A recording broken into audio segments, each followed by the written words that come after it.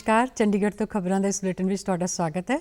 मैं हाँ जगजीत कौर ते हुण पेश ने इस बुलेटिन दी मुख्य खबरां। प्रधानमंत्री अज शाम नूं विश्व निवेशक गोल मेज कॉन्फ्रेंस की वर्चुअल तौर पर कर रहे हैं प्रधानगी।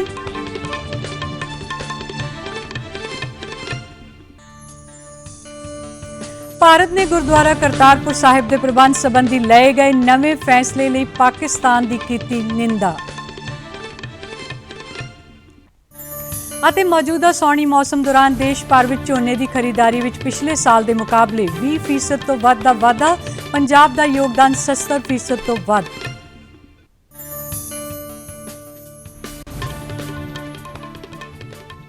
ते हुण खबरां विस्तार नाल। प्रधानमंत्री नरेंद्र मोदी अज शाम नूं विश्व निवेशक गोल मेज सम्मेलन की वीडियो कॉन्फ्रेंसिंग राहीं प्रधानगी कर रहे हैं। सम्मेलन वित्त मंत्रालय और राष्ट्रीय निवेश ते बुनियादी ढांचा कोष वालों करवाया जा रहा है। इस कॉन्फ्रेंस दौरान विश्व पद्धर के निवेशकों, भारतीय वपारक लीडरां और केंद्र सरकार के उच्च पद्धर के नीतिकारां ते वित्ती मार्केट के प्रबंधकों वालों विचार किया जाएगा। केंद्रीय खजाना मंत्री, खजाना राज मंत्री, RBI का गवर्नर और होर महत्वपूर्ण व्यक्ति इस कॉन्फ्रेंस में हिस्सा ले रहे हैं। इस कॉन्फ्रेंस में दुनिया दीयां 20 सब तो वड्डी पेंशन और सर्विन वैल फंड नाल जुड़ियां कंपनियां हिस्सा लैणगियां। इस कॉन्फ्रेंस दौरान भारत के आर्थिक और निवेश विचार बारे गलबात भी होवेगी। देश विच अज हुण तक कोरोना तो प्रभावित होए व्यक्तियों विचों 77 लाख तो वध व्यक्ति बीमारी नूं मात दे के सेहतयाब हो चुके हैं, जो कि एक वड्डी प्राप्ति है। कोरोना तो सेहतमंद होने वालों की दर 92.2% हो गई है। पिछले 24 घंटिया दौरान 55,000 तो वध व्यक्ति ठीक हो गए हैं, जबकि लगभग 50,000 नवे मामले सामने आए हैं। इस वेले सारे देश में कोरोना की बीमारी तो प्रभावित 5,28,000 मरीजों का इलाज चल रहा है। केंद्रीय सेहत मंत्रालय का कहना है कि देश भर में सेहत सेवावां में सुधार और कोविड की बीमारी नाल नजिठण लई अपनाई गई रणनीति कारण महामारी तो ठीक होने वालों की दर लगातार वध रही है। इस बीमारी नाल मरण वालियां दी दर घट के 1.49% हो गई है। पिछले 24 घंटिया दौरान कोविड कारण 704 रोगियों की मौत हुई है। सेहत मंत्रालय ने कहा है कि नमूनिया की वड्डी पद्धर ते जांच, बीमारी का छेती पता लगन, जल्दी आइसोलेशन करन अते चंगे इलाज कारण मौत दर बहुत घटी है। पिछले 24 घंटिया दौरान लगभग 12,10,000 नमूनिया की जांच की गई है। हुण तक कुल 11,42,00,000 तो वध टैसट किए जा चुके हैं। देश भर में 2051 लैबोरेटरियों में इस बीमारी का पता लगाने लई टैसट किए जा रहे हैं। चंडीगढ़ में इस समय 671 कोरोना पीड़ित जेरे इलाज ने। पिछले 24 घंटिया दौरान शहर में कोरोना की जांच बारे 906 टैसट किए गए हैं और 94 नवे कोरोना पॉजिटिव मामले मिलने की पुष्टि हुई है। कल एक 34 वरियां दे होर कोरोना पीड़ित की मौत तो बाद शहर में इस बीमारी नाल मरण वालियां की गिनती 229 हो गई है। चंडीगढ़ में हुण तक 13,802 पीड़ित सेहतयाब हो चुके हैं। प्रशासन वालों कोरोना के मद्देनज़र स्थिति की निरंतर समीक्षा की जा रही है और प्रशासक के सलाहकार मनोज परीदा ने हुक्म जारी करदियां सैक्टर 23, 38D, 38 वैसट, 41A और 45A के कुछ घरां नूं कंटेनमेंट जोन ऐलानिया है। नवे बनाए इन्हां जोनां कंटेनमेंट जोनां विच सेहत विभाग वालों लगातार स्क्रीनिंग की जाएगी और नगर निगम वालों सैनिटाइजेशन का काम किया जाएगा। प्रशासन वालों लोगों को समाजिक दूरी के नियमों की पालना के नाल मास्क पहनना यकीनी बनाने की भी हिदायत की गई है। कोरोना के शक्की मरीजों का पता लगाने के मंतव नाल मोबाइल टैसटिंग वैन वालों भी लगातार जांच का काम किया जा रहा है। त्योहारों के मद्देनज़र मोबाइल टैसटिंग वैनां राहीं की जा रही कोरोना की जांच की महत्ता होर वध गई है। अज सैक्टर 28 की main market, sector 26 Bapu Dham colony, ESI हस्पताल राम दरबार, HWC इंदिरा कलोनी, सैक्टर 26 के पुलिस हस्पताल और सैक्टर 17 के यूनियन बैंक में मोबाइल टीमां वालों टैसटिंग की जा रही है। भारत ने पाकिस्तान स्थित गुरुद्वारा करतारपुर साहिब का प्रबंध और रख रखाव सिख समुदाय के एक संगठन तो लैके गैर सिख संगठन नूं देण की निंदा की है। विदेश मंत्रालय वालों जारी एक बयान विच कहा गया है कि अजिहियां रिपोर्टां देखियां गईयां ने जिन्हां मुताबिक पवित्र गुरुद्वारा करतारपुर साहिब के प्रबंध और रख रखाव की जिम्मेदारी पाकिस्तान सिख गुरुद्वारा प्रबंधक कमेटी तो लैके इवैक्यूज ट्रस्ट प्रॉपर्टी बोर्ड नूं दिता जा रहा है।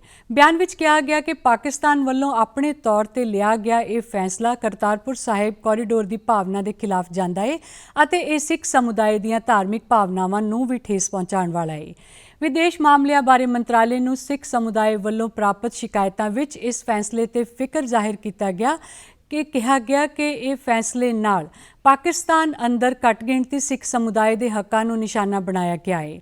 ਭਾਰਤ ਨੇ ਕਿਹਾ ਹੈ ਕਿ ਅਜਿਹੀਆਂ ਕਾਰਵਾਈਆਂ ਤੋਂ ਸਾਬਤ ਹੁੰਦਾ ਹੈ ਕਿ ਪਾਕਿਸਤਾਨੀ ਸਰਕਾਰ ਅਤੇ ਇਸ ਦੀ ਲੀਡਰਸ਼ਿਪ ਵੱਲੋਂ ਧਾਰਮਿਕ ਘੱਟ ਗਿਣਤੀਆਂ ਦੇ ਹੱਕਾਂ ਅਤੇ ਭਲਾਈ ਬਾਰੇ ਕੀਤੇ ਜਾ ਰਹੇ ਦਾਅਵੇ ਕਿੰਨੇ ਸਹੀ ਨੇ।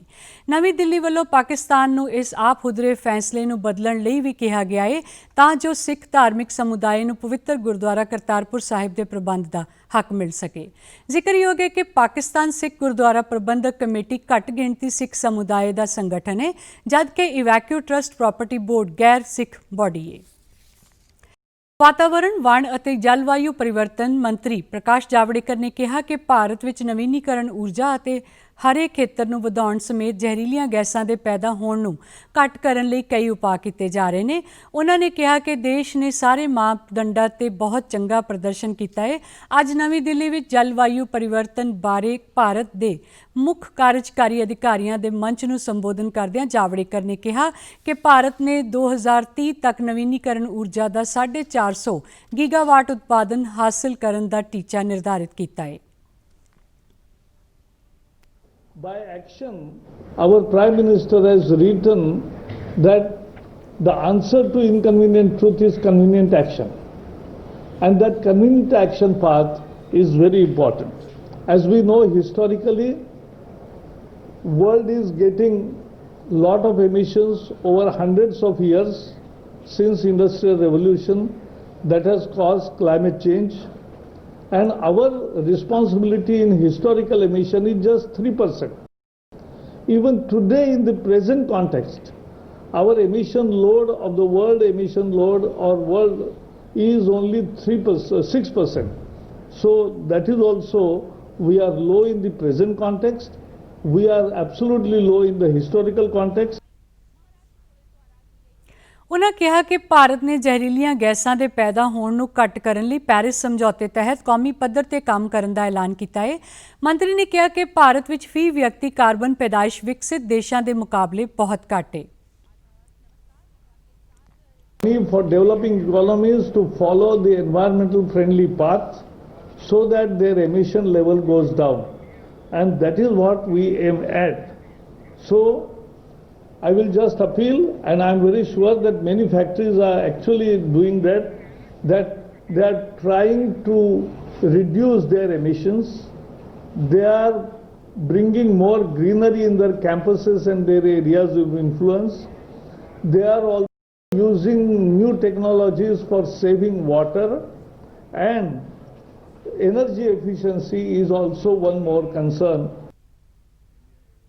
ਪ੍ਰਕਾਸ਼ ਜਾਵੜੇਕਰ ਨੇ ਕਿਹਾ ਕਿ ਜਲਵਾਯੂ ਪਰਿਵਰਤਨ ਇੱਕ ਮਹੱਤਵਪੂਰਨ ਮੁੱਦਾ ਹੈ ਅਤੇ ਇਸ ਨਾਲ ਨਿਪਟਣ ਲਈ ਸਾਰੇ ਦੇਸ਼ਾਂ ਨੂੰ ਮਿਲ ਕੇ ਕੋਸ਼ਿਸ਼ ਕਰਨੀ ਚਾਹੀਦੀ ਹੈ। ਮੰਤਰੀ ਨੇ ਵਿਕਸਿਤ ਦੇਸ਼ਾਂ ਨੂੰ ਅਪੀਲ ਕੀਤੀ ਕਿ ਉਹ ਇਸ ਸਮੱਸਿਆ ਨਾਲ ਪ੍ਰਭਾਵੀ ਢੰਗ ਨਾਲ ਨਿਪਟਣ ਲਈ ਜਲਵਾਯੂ ਦੇ ਅਨੁਕੂਲ ਤਕਨਾਲੋਜੀ ਕਿਫਾਇਤੀ ਦਰਾਂ ਤੇ ਮੁਹੱਈਆ ਕਰਵਾਉਣ। ਦੇਸ਼ ਦੀ ਆਜ਼ਾਦੀ ਲਈ ਲੜੀ ਗਈ ਪਹਿਲੀ ਲੜਾਈ ਬਾਰੇ ਨੌਜਵਾਨ ਪੀੜ੍ਹੀ ਨੂੰ ਜਾਣਕਾਰੀ ਦੇਣ ਅਤੇ ਦੇਸ਼ ਪ੍ਰੇਮ ਦੀ ਭਾਵਨਾ ਪੈਦਾ ਕਰਨ ਦੇ ਉਦੇਸ਼ ਨਾਲ ਅੰਬਾਲਾ ਛਾਉਣੀ ਵਿੱਚ ਇੱਕ ਯਾਦਗਾਰ ਬਣਾਈ ਜਾ ਰਹੀ ਹੈ, ਜਿਹੜੀ ਕਿ ਆਪਣੇ ਆਪ ਵਿੱਚ ਵਿਲੱਖਣ ਹੋਵੇਗੀ। ਰਿਵਾਇਤੀ ਕਲਾ ਦੇ ਨਾਲ ਨਵੀਆਂ ਤਕਨੀਕਾਂ ਵਰਤਦੇ ਹੋਏ ਡਿਜੀਟਲ ਵਾਕਥਰੂ ਅਤੇ ਇੰਟਰਐਕਟਿਵ ਸਕਰੀਨ ਇਸ ਯਾਦਗਾਰ ਨੂੰ ਹੋਰ ਸ਼ਾਨਦਾਰ ਬਣਾਉਣਗੇ। ਇਸ ਸਬੰਧ ਵਿੱਚ ਚੰਡੀਗੜ੍ਹ ਵਿੱਚ ਸੰਬੰਧਿਤ ਮਹਿਕਮਿਆਂ ਦੀ ਇੱਕ ਮੀਟਿੰਗ ਦੌਰਾਨ ਸੂਬੇ ਦੇ ਗ੍ਰਹਿ ਮੰਤਰੀ ਅਨਿਲ ਵਿਜ ਨੇ ਇਸ ਯਾਦਗਾਰ ਦੇ ਕੰਮ ਵਿੱਚ ਤੇਜ਼ੀ ਲਿਆਉਣ ਦੀ ਹਿਦਾਇਤ ਕੀਤੀ।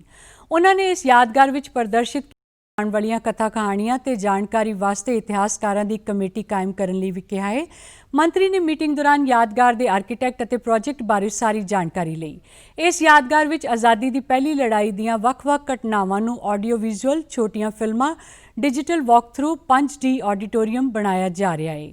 ਮੀਟਿੰਗ ਦੌਰਾਨ ਦੱਸਿਆ ਗਿਆ ਕਿ ਯਾਦਗਾਰ ਵਿੱਚ ਆਜ਼ਾਦੀ ਤੋਂ ਪਹਿਲਾਂ ਅਤੇ ਬਾਅਦ ਦਾ ਨਕਸ਼ਾ ਤੇ ਦ੍ਰਿਸ਼ ਵੀ ਤਿਆਰ ਕੀਤੇ ਗਏ ਨੇ, ਜਿਨ੍ਹਾਂ ਵਿੱਚ ਸਾਰੇ ਦੇਸ਼ ਸੰਬੰਧੀ ਪੂਰੀ ਜਾਣਕਾਰੀ ਦਿੱਤੀ ਜਾਵੇਗੀ। ਹਰਿਆਣਾ ਦੇ ਯੋਧਿਆਂ ਬਾਰੇ ਵੱਖਰੀ ਗੈਲਰੀ ਬਣਾਈ ਜਾਵੇਗੀ। ਇਸ ਯਾਦਗਾਰ ਵਿੱਚ ਆਜ਼ਾਦੀ ਘੁਲਾਟੀਆਂ ਦਾ ਜ਼ਿਕਰ ਹੋਵੇਗਾ ਅਤੇ ਅੰਬਾਲਾ ਦੇ ਇਤਿਹਾਸ ਅਤੇ 1857 ਦੀ ਕ੍ਰਾਂਤੀ ਵਿੱਚ ਹਰਿਆਣਾ ਦੇ ਬਹਾਦਰਾਂ ਦੇ ਯੋਗਦਾਨ ਬਾਰੇ ਇੱਕ ਮਿਊਜ਼ੀਅਮ ਵੀ ਬਣੇਗਾ। ਇਸ ਯਾਦਗਾਰ ਵਿੱਚ 5 ਅਲੱਗ-ਅਲੱਗ ਇਮਾਰਤਾਂ ਤਿਆਰ ਕੀਤੀਆਂ ਜਾ ਰਹੀਆਂ ਨੇ। ਮੌਜੂਦਾ ਸੌਣੀ ਫਸਲਾਂ ਦੇ ਮੰਡੀਕਰਨ ਦੌਰਾਨ ਝੋਨੇ ਦੀ ਖਰੀਦ ਪਿਛਲੇ ਸਾਲ ਦੇ ਮੁਕਾਬਲੇ 20% ਤੋਂ ਵੀ ਵੱਧ ਹੋਈ ਹੈ। ਕੇਂਦਰੀ ਖੇਤਰੀ ਮੰਤਰਾਲੇ ਨੇ ਕਿਹਾ ਹੈ ਕਿ ਸਾਰੇ ਸਰਕਾਰ ਦੇ ਪਿਛਲੇ ਸਾਲ ਤੱਕ 186 ਲੱਖ ਟਨ ਖਰੀਦ ਕੀਤੀ ਸੀ, ਜਦ ਕਿ ਇਸ ਸਾਲ ਹੁਣ ਤੱਕ 224 ਲੱਖ ਟਨ ਝੋਨਾ ਖਰੀਦਿਆ ਗਿਆ ਹੈ। ਝੋਨੇ ਦੀ ਖਰੀਦ 42,422 ਕਰੋੜ ਰੁਪਏ ਨਾਲ ਘੱਟੋ-ਘੱਟ ਸਮਰਥਨ ਮੁੱਲ ਤੇ ਕੀਤੀ ਗਈ ਹੈ। ਇਸ ਸਮੇਂ ਪੰਜਾਬ, ਹਰਿਆਣਾ, ਚੰਡੀਗੜ੍ਹ ਅਤੇ ਹੋਰ ਰਾਜਾਂ ਵਿੱਚ ਝੋਨੇ ਦੀ ਖਰੀਦ ਚੱਲ ਰਹੀ ਹੈ। ਮੰਤਰਾਲੇ ਨੇ ਕਿਹਾ ਕਿ ਝੋਨੇ ਦੀ ਕੁੱਲ ਖਰੀਦ ਵਿੱਚ ਪੰਜਾਬ ਨੇ ਇਕੱਲਿਆਂ 158 ਲੱਖ ਦਾ ਯੋਗਦਾਨ ਕੀਤਾ ਹੈ, ਜਿਹੜਾ ਕਿ ਕੁੱਲ ਖਰੀਦ ਦਾ 70.5% ਤੋਂ ਵੀ ਵੱਧ ਹੈ। ਹਰਿਆਣਾ ਦੇ ਮੁੱਖ ਮੰਤਰੀ ਮਨੋਹਰ ਲਾਲ ਨੇ ਖਰੀਫ ਦੀ ਫਸਲ ਦੀ ਖਰੀਦ ਵਿੱਚ ਲੱਗੇ ਅਫਸਰਾਂ ਨੂੰ ਹਿਦਾਇਤ ਕੀਤੀ ਹੈ ਕਿ ਕਿਸਾਨਾਂ ਨੂੰ ਉਨ੍ਹਾਂ ਦੀ ਫਸਲ ਦਾ ਭੁਗਤਾਨ 7 ਦਿਨਾਂ ਵਿੱਚ ਹਰ ਹਾਲਤ ਵਿੱਚ ਕੀਤਾ ਜਾਵੇ। ਝੋਨੇ ਦੀ ਖਰੀਦ ਪ੍ਰਕਿਰਿਆ ਨਾਲ ਜੁੜੇ ਮਹਿਕਮਿਆਂ ਦੇ ਅਫਸਰਾਂ ਦੀ ਇੱਕ ਮੀਟਿੰਗ ਦੌਰਾਨ ਮੁੱਖ ਮੰਤਰੀ ਨੇ ਕਿਹਾ ਕਿ ਦੀਵਾਲੀ ਤੋਂ ਪਹਿਲਾਂ ਕਿਸੇ ਵੀ ਕਿਸਾਨ ਦਾ ਭੁਗਤਾਨ ਬਕਾਇਆ ਨਾ ਰਹੇ। ਮੁੱਖ ਮੰਤਰੀ ਨੇ ਕਿਹਾ ਕਿ ਇਹ ਯਕੀਨੀ ਬਣਾਇਆ ਜਾਵੇ ਕਿ ਸਾਰੀ ਕਾਗਜ਼ੀ ਕਾਰਵਾਈ ਪੂਰੀ ਕਰਕੇ 72 ਘੰਟਿਆਂ ਵਿੱਚ ਕਿਸਾਨਾਂ ਨੂੰ ਅਦਾਇਗੀ ਹੋ ਜਾਵੇ।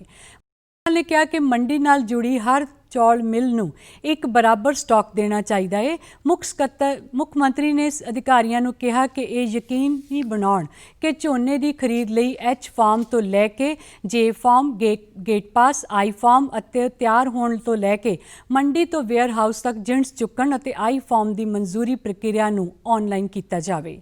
ਉਨ੍ਹਾਂ ਕਿਹਾ ਕਿ ਕਿਸਾਨਾਂ ਨੂੰ ਇਸ ਗੱਲ ਦੀ ਜਾਣਕਾਰੀ ਹੋਣੀ ਜ਼ਰੂਰੀ ਹੈ ਕਿ ਕਿਸੇ ਦਿਨ ਉਨ੍ਹਾਂ ਦਾ ਐਚ ਫਾਰਮ ਜਾਰੀ ਹੋਇਆ ਹੈ ਅਤੇ ਉਸ ਮੁਤਾਬਿਕ ਉਹ ਕਿਸ ਦਿਨ ਮੰਡੀ ਆ ਜਾਵੇ।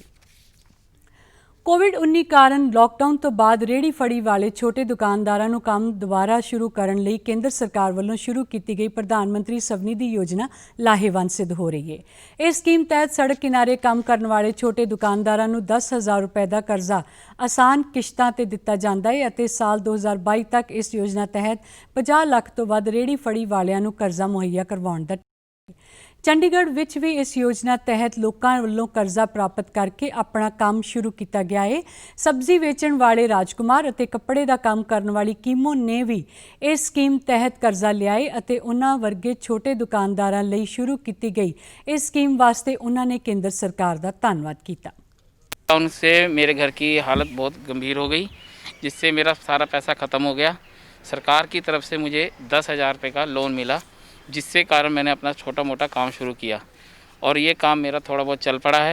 इसलिए मैं सरकार का शुक्रिया अदा करना चाहता हूँ और आने वाले टाइम पे अगर सरकार मेरी ऐसी मदद करते रहे तो मैं सरकार का बहुत बहुत आभारी रहूँगा। पीछे जब लॉकडाउन था बहुत काम का बहुत ज़्यादा मंदावा, बहुत ज़्यादा काम नहीं था, फिर गवर्नमेंट ने 10,000 रुपये लोन दिया तो हमने उससे कुछ काम लगाया, बढ़ाया आगे से और ऐसे भी आगे करते रहें तो बहुत अच्छी बात है। तो बहुत अच्छा गवर्नमेंट का बहुत शुक्रिया, धन्यवाद।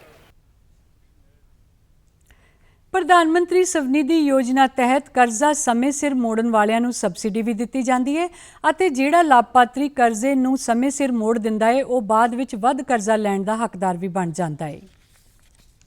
ਤੇ ਹੁਣ ਖਬਰਾਂ ਫਟਾਫਟ। ਕੇਂਦਰੀ ਸਿੱਖਿਅਕ ਪਾਤਰਤਾ ਪ੍ਰੀਖਿਆ CTET ਦੇਸ਼ ਦੇ 135 ਸ਼ਹਿਰਾਂ ਵਿੱਚ ਹੋਵੇਗੀ ਅਗਲੇ ਸਾਲ 31 ਜਨਵਰੀ ਨੂੰ। ਪੰਜਾਬ ਵਿੱਚ ਸਕੂਲਾਂ ਦੀਆਂ ਸਰਗਰਮੀਆਂ ਤੇ ਨਜ਼ਰ ਰੱਖਣ ਲਈ ਕਾਇਮ ਕੀਤੀਆਂ ਗਈਆਂ ਨੇ ਸਕੂਲ ਸਿੱਖਿਆ ਸੁਧਾਰ ਟੀਮਾਂ। ਚੰਡੀਗੜ੍ਹ ਪ੍ਰਸ਼ਾਸਨ ਨੇ ਸ਼ਹਿਰ ਵਿੱਚ ਬੋਤਲਾਂ ਵਿੱਚ ਬੰਦ ਫਲੂਇਡ ਅਤੇ ਥਿਨਰ ਦੀ ਵਿਕਰੀ ਤੇ ਅਗਲੇ ਵਰੇ 3 ਜਨਵਰੀ ਤੱਕ ਲਗਾਈ ਰੋਕ। ਪੰਜਾਬ ਸਕੂਲ ਸਿੱਖਿਆ ਬੋਰਡ ਵੱਲੋਂ ਪੰਜਾਬੀ ਭਾਸ਼ਾ ਨੂੰ ਪ੍ਰਫੁੱਲਿਤ ਕਰਨ ਲਈ ਮਨਾਇਆ ਜਾ ਰਿਹਾ ਹੈ ਪੰਜਾਬੀ ਹਫ਼ਤਾ। ਸਾਰੇ ਸਰਕਾਰੀ ਸਕੂਲਾਂ ਵਿੱਚ ਪੰਜਾਬੀ ਭਾਸ਼ਾ ਸੰਬੰਧੀ ਸ਼ੁਰੂ ਕੀਤੇ ਗਏ ਨੇ ਵਿਸ਼ੇਸ਼ ਸਮਾਗਮ।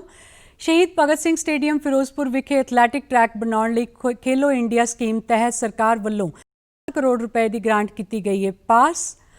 ਕੋਵਿਡ-19 ਦਾ ਖਤਰਾ ਅਜੇ ਟਲਿਆ ਨਹੀਂ, ਇਸ ਲਈ ਸਭ ਨੂੰ ਬੇਨਤੀ ਹੈ ਕਿ ਬਾਹਰ ਜਾਣ ਵੇਲੇ ਮਾਸਕ ਜ਼ਰੂਰ ਪਾ ਕੇ ਰੱਖੋ, ਜ਼ਰੂਰੀ ਸਮਾਜਿਕ ਦੂਰੀ ਬਣਾ ਕੇ ਰੱਖੋ ਅਤੇ ਆਪਣੇ ਹੱਥ ਬਾਰ-ਬਾਰ ਸਾਬਣ ਨਾਲ ਧੋਵੋ ਜਾਂ ਸੈਨੀਟਾਈਜ਼ ਦੀ ਵਰਤੋਂ ਕਰੋ।